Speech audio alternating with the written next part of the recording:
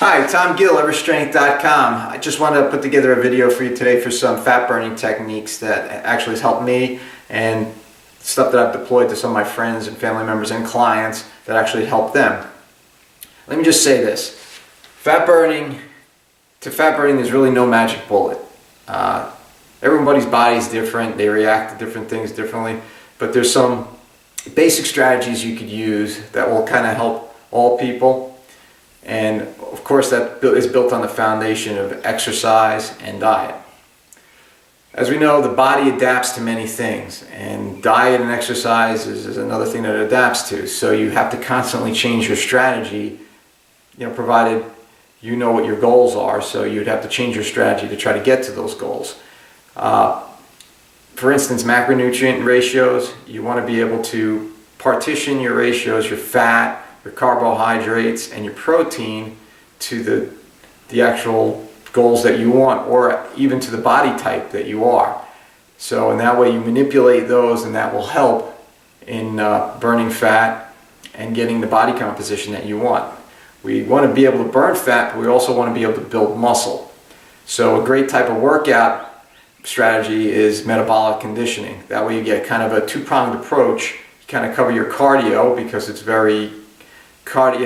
gets your heart pumping because you're doing movements with weight. So, and you also get your strength training kind of element out of that too, because you're using weight and you're kind of using it, and you're moving in different planes of motion, and you're moving kind of in a quick kind of manner, and you can get a workout done in about 30 minutes.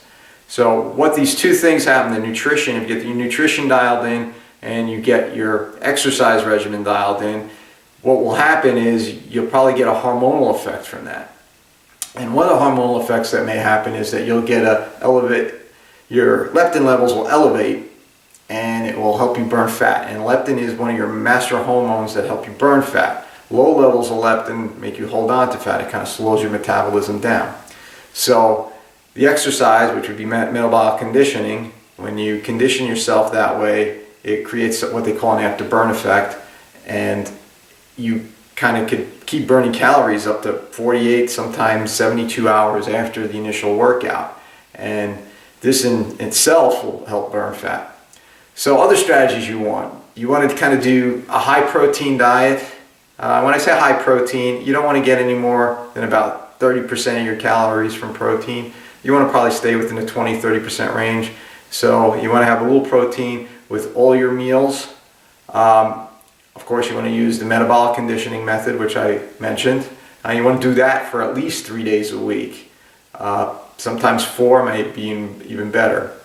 You actually want to limit your fruit intake. Fructose has a way of kind of slowing down your metabolic process to a certain extent, because your body gets those sugars, and you kind of don't, and body doesn't readily use it if you're not conditioned to do so. Once you get through your initial dieting and you kind of you get yourself conditioned, then you can introduce more fruit into your diet.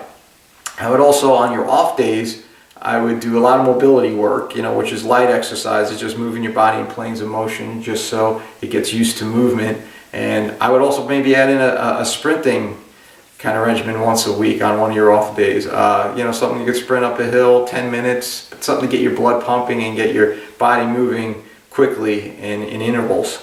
And then when you get through the initial, say, 7-day, 14-day readjusting your diet, which you probably want to go somewhat strict, then I would schedule in maybe a cheat day once a week. And that cheat day kind of helps your body, kind of resets your body, going, oh wait, it's kind of that adapting process. It kind of tricks your body, go, hey, what are you putting into me right now? And a lot of those calories that you'll put in from a cheat meal, your body will be able to use them, because now it's running more efficiently, and you'll be able to use those calories, and could kind of go to things for muscle building and help with your joints and your ligament, because you're using that, and your body needs those calories to repair itself, because you're getting yourself back into a regimen. Another type of strategy I use this kind of maybe a couple of days a week, is intermittent fasting. And what that is that you fast for about 16 hours a day, and part of that fast is during your sleep time. So for instance, if I was to have my last meal at 9 p.m. at night, I'd sleep, obviously, through the night, and then I'd wake up. I probably would just have liquids, only liquids like water, lemon water, maybe a little bit of coffee, maybe a little bit of coconut oil in there, which would suffice. And then I probably wouldn't have my first solid meal, real meal, until 1 p.m. I wouldn't really intake hardly any calories until 1 p.m.